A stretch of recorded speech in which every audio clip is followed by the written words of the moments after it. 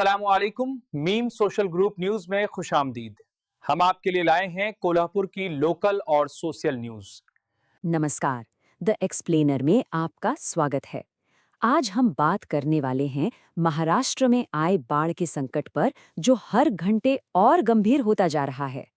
पर रुकिए, ये कहानी सिर्फ भारी बारिश की नहीं है। ये कहानी है बांधों की, उनके मैनेजमेंट की और सबसे बढ़कर उन लाखों लोगों की जिनकी जिंदगी दांव पर लगी है। देखिए, तस्वीरें अपने आप में सब कुछ बयां कर रही हैं।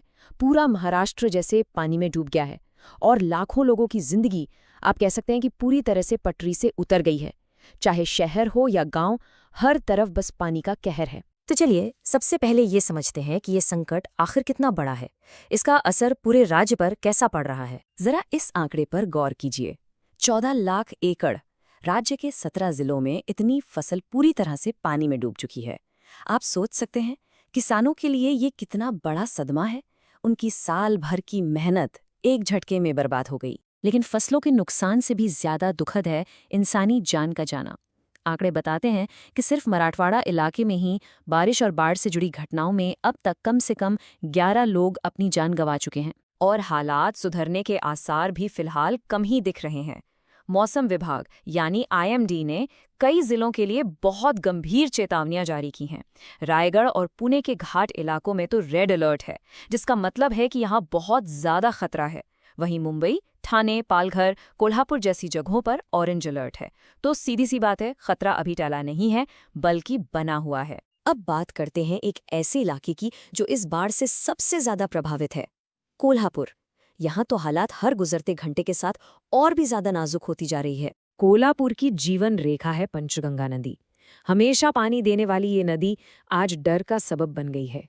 नदी का पानी लगातार बढ़ रहा है और यही इस पूरे संकट का, आप कह सकते हैं कि एपिसेंटर बन गया है। देखिए, पानी के लेवल को समझने के लिए 2 लेवल होते हैं। एक होता है वार्निंग लेवल, मतलब इशारा पातली, जो कि 39 फीट है। दूसरा होता है डेंजर लेवल, यानी धोखा पातली, जो 43 फीट है। और अभी की जो ताज़ा खबर है वो ये कि नदी का पानी 39 फीट 3 इंच पर बह रहा है। मतलब वार्निंग लेवल तो पार हो ही चुका है और अब खतरे के निशान से बस कुछ ही इंच दूर है। तो अब सवाल ये उठता है कि नदी में इतना पानी आ कहाँ से रहा है। क्या ये सिर्फ बारिश का पानी है? यहीं पर कहानी का दूसरा पहलू सामने आता है, और वो है बांधों का मैनेजमेंट। तो क्या हम सारा का सारा दोष सिर्फ बारिश पर डाल सकते हैं? नहीं, जवाब इससे कहीं ज्यादा पेचीदा है। इसे समझने के लिए ना आपको बस 2 आसान से शब्द समझने होंगे। पहला है आवक, यानी इनफ्लो, मतलब बांध में कितना पानी आ रहा है। और दूसरा है विसर्ग, यानी आउटफ्लो या डिस्चार्ज, मतलब बांध से कितना पानी छोड़ा जा रहा है। ये बिल्कुल वैसा ही है जैसे मान लीजिए आपका बाथटब तेजी से भर रहा है, तो पानी बाहर गिरने से रोकने के लिए आप क्या करेंगे? आप उसका ड्रेन खोल देंगे, है ना? बस बांधों के साथ भी ठीक यही हो रहा है। अब जरा इन आंकड़ों को देखिए। कोयना और राधानगरी तो महाराष्ट्र के बांध हैं, लेकिन जो आंकड़ा सबसे ज्यादा ध्यान खींचता है वो है अलमट्टी बांध का। ये बांध कर्नाटक में है और वहां से 1,75,000 क्यूसेक पानी छोड़ा जा रहा है। ये बहुत बड़ी मात्रा है। जब इतना पानी कर्नाटक से छोड़ा जाता है तो उसका सीधा असर महाराष्ट्र के इन इलाकों में पानी के लेवल पर पड़ता है, और इसीलिए महाराष्ट्र और कर्नाटक के बीच कोऑर्डिनेशन यहाँ पर सबसे जरूरी हो जाता है। तो हमने आंकड़ों की बात कर ली, बांधों की बात कर ली, लेकिन इस सब का जमीन पर एक आम इंसान की जिंदगी पर क्या असर पड़ रहा है? चलिए अब वो देखते हैं। और यकीन मानिए, इसका असर बहुत ही भयानक और सीधा है। सोचकर देखिए, 200 से ज्यादा गांवों का बाकी दुनिया से संपर्क ही टूट गया है। 85 छोटे बड़े पुल पानी के नीचे हैं। 27 मेन रोड और स्टेट हाईवे बंद पड़े हैं। 66 घर तबाह हो चुके हैं। ये सिर्फ असुविधा नहीं है, ये जिंदगी का थम जाना है। और कभी कभी इस संकट का चेहरा इतना दुखद होता है कि उसे शब्दों में बयां करना मुश्किल हो जाता है।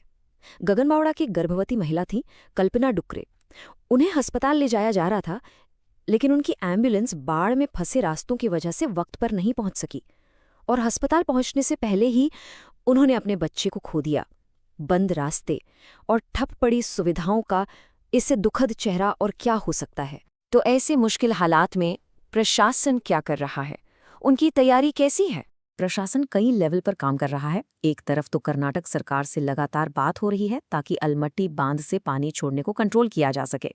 दूसरी तरफ लोगों को सुरक्षित जगहों पर पहुंचाने के लिए करीब 488 शेल्टर होम बनाए गए हैं।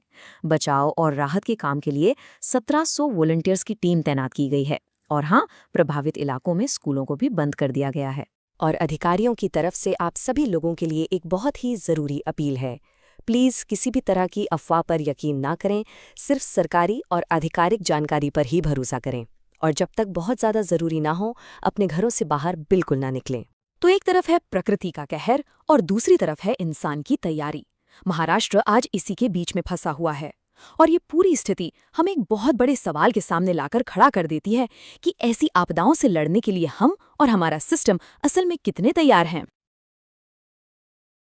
कोल्हापुर और आतरफ के हालात को मालूम करने के लिए मीम व्हाट्सएप ग्रुप से जुड़िए। आज बस इतना ही, फिर मिलते हैं कल के एपिसोड में। खुदा हाफिज।